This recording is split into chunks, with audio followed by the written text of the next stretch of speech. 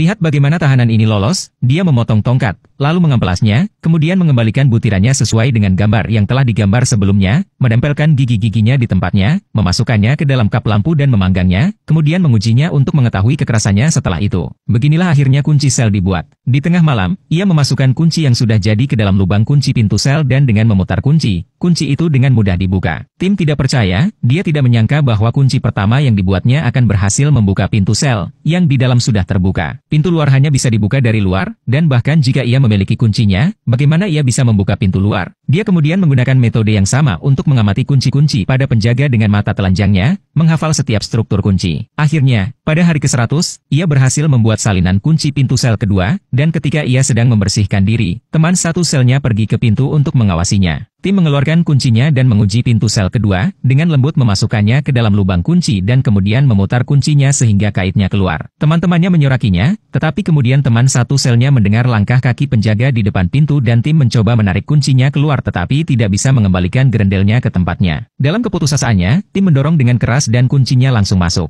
Dia mencoba untuk memilih sisi lain, tetapi para penjaga akan muncul dan teman-temannya bergegas untuk menariknya. Penjaga itu melihat mereka, tidak melihat sesuatu yang aneh dan berbalik untuk pergi. Setelah penjaga itu pergi, rekannya buru-buru melemparkan pisau dan tim bergegas untuk mengeluarkan separuh lainnya. Setelah membersihkan diri, para penjaga datang untuk mengunci pintu dan segera menyadari perbedaan pada kuncinya. Tim berbaring di tempat tidur terlalu gugup untuk bersuara, takut para penjaga akan masuk, tetapi para penjaga tidak peduli, mengira mereka telah membuka gerendel ketika mereka membuka pintu. Setelah para penjaga pergi, tim akhirnya santai. Setelah itu mereka mulai memikirkan cara untuk membuka kunci pintu dengan kunci. Teman satu sel menyarankan untuk mengikatkan tali ke jendela yang berlawanan dan menarik kunci melalui lubang kunci. Metode ini ditolak mentah-mentah oleh tim, karena tidak mungkin memutar kunci dengan cara ini. Lee melihat ke arah kain pel dan langsung mendapatkan ide. Tetapi kain pelnya tidak cukup panjang, hanya sedikit saja. Ketika sedang bekerja, tim terinspirasi dengan melihat mesin pemutar dan kembali dan membuat spindel pada salah satu ujung pel. Larut malam, ia mulai menguji dengan satu tangan memegang cermin ke atas dan tangan lainnya memegang kunci pintu besi untuk berhasil memasukkan kunci dan mulai memutarnya. Setelah 2 putaran tes, pintu sel akhirnya dibuka. Pada titik ini ia melihat sniper di luar jendela melihat ke arah sini dan bergegas untuk memasang kembali kunci itu,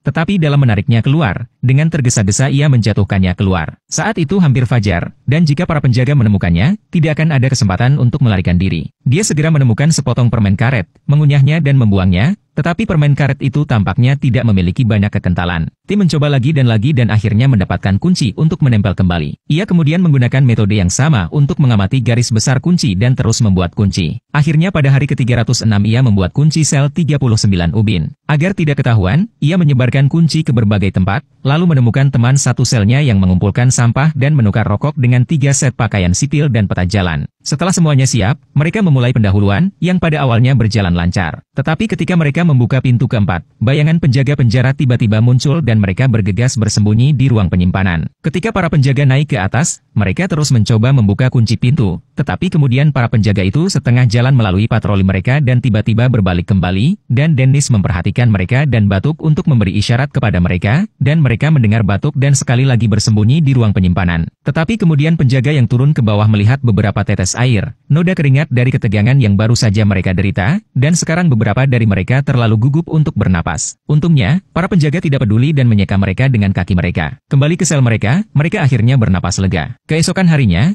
ketika tim masih tidur, tiba-tiba pihak penjara melakukan pemeriksaan rutin dan sipir segera menemukan kotak sikat gigi yang sudah dikosongkan dari gigi bergerigi. Ia menanyai tim tentang apa itu. Tim memiliki ide cemerlang untuk menyisipkan foto yang tidak menimbulkan kecurigaan. Tak lama kemudian, saat pelepasan lainnya, tim melihat menara penjaga yang akan didirikan, dan dia segera menyadari bahwa begitu menara itu dibangun, pasti tidak ada kesempatan bagi mereka untuk melarikan diri. Kemudian diputuskan untuk memulai operasi malam ini.